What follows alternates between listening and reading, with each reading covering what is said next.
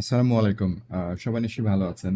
আজকালকার দুনিয়ায় এআই এর জয় জয়কার। তো আসলে কি কাজগুলো এআই দিয়ে করা উচিত এবং কি কাজগুলো এআই দিয়ে করা উচিত না, এটা নিয়ে পুরো একটা সিরিজ ভিডিও বানানো যাবে এবং আমি সেই সিরিজ ভিডিওটাই বানাচ্ছি। তো আজকে আমি লার্নিং নিয়ে কিছু টিপস শেয়ার করব যেগুলো আসলে এআই দিয়ে করা উচিত না। আপনারা অবশ্যই জানেন যে এআই দিয়ে ইউটিউবের যে ভিডিওগুলো আছে সে ভিডিওগুলো সামারাইজ করে ফেলা যাচ্ছে খুব সহজেই, বা যে কোনো আপনি বই দিলে সে বইটা খুব সহজেই একদম সামারাইজ করে শুধুমাত্র ধরেন যে একটা প্যারাগ্রাফের মধ্যে পুরো 200 পেজের একটা বই আপনাকে সামারাইজ করে দিচ্ছে। সো এই ক্ষেত্রে এটা পজিটিভ এবং নেগেটিভ দুইভাবেই আমি দেখি, কারণ আমি যখন বই পড়ছি বা আমি যখন একটা ভিডিও কনজিউম করছি, দুইটা ক্ষেত্রেই আমার এটা প্রয়োজন হয়। এখন আপনাদের এই পার্থক্যটা বুঝিয়ে দেই যে কোন সময় ভিডিও বা বইগুলো আপনারা এআই দিয়ে সামারাইজ করবেন কিংবা কোন সময় করবেন না। এই দুইটারই একটা সংজ্ঞা আছে বা প্রয়োজনীয়তা আছে। ধরেন আপনার মেইন ফোকাস যে জায়গাটাতে বা যে জায়গায় যে বইটা আপনার পড়তেই হবে, যে বইটা আপনার জীবন উন্নয়নে কাজ করছে, বা যে ভিডিওটা আপনার একদম নিশ স্কিল ডেভেলপমেন্টে কাজ করছে, আপনার কখনোই উচিত না সে বইটা কিংবা সেই আহ, ভিডিওটাকে সামারাইজ করে শুধুমাত্র 5 লাইনে সে ভিডিওটাকে বোঝার চেষ্টা করা। কারণ আপনার মাথায় বা আমার মাথায় এতটা হিউজ জ্ঞান নাই যে ওই 5 লাইনকে আমরা 500 লাইনে কনভার্ট করে আমরা ভিতরে অ্যানালাইসিস করব। আমাদের সময় কম বা সময় নাই এটা মনে করেই তো আমি 200 পেজের একটা বইকে সামারাইজ করে 5 লাইনে বা 5টা প্যারায় আমি ভাগ করেছি। সো এটা করা যাবে না। এটা করলে যেটা হবে, আমি একটা ভালো এক্সাম্পল দেই। ধরেন যে আপনি আমার কাছে টাকা ধার চাইলেন না, কারণ আপনার ধারণা এবং আপনার জানার বিষয় যে আমার কাছে অনেক টাকা আছে, আমি অনেক টাকা পয়সা কামাই। আপনি আমাকে ফোন দিলেন যে নীর ভাই আমার কাছে টাকা নাই, আপনি আমাকে কি 10,000 টাকা ধার দিতে পারবেন? আমি ফোনে বললাম এক কথায়, ভাই নাই, আমার কাছে টাকা নাই, দুঃখিত, বলে ফোনটা রেখে দিলাম। তো এখানে এই সামারাইজ হয়ে গেল জিনিসটা, এআই দিয়ে সামারাইজ করে বললাম, কারণ আমি যেটা পারবো না আমি দিতে পারছি না, এটা খুবই মানে অবসম্ভাবী একটা বিষয়, আমি দিতে পারবো না, আমি খুব ভালো করেই জানি।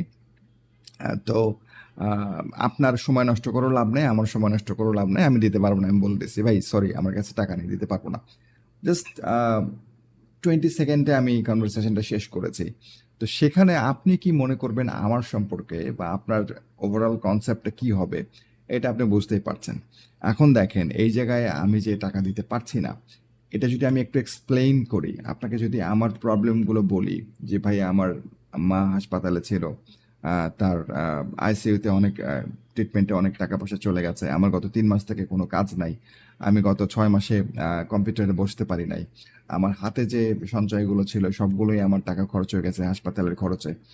সো এটা যখন আমি আপনাকে বুঝাই বলবো, এটা তো আপনার জানার কথা নয়, তখন আপনি আমার জন্য সিম্প্যাথি দেখাবেন, যে আপনি আমার জন্য দোয়া করবেন যে না ভাইয়ের আসলেই খুবই খারাপ অবস্থা, আমি যে কারণে 10,000 টাকা চাচ্ছিলাম তার থেকেও খারাপ অবস্থা ভাইয়ের, যে আমি যদি পারি তাকে 5,000 টাকা এখন দিয়ে আসি।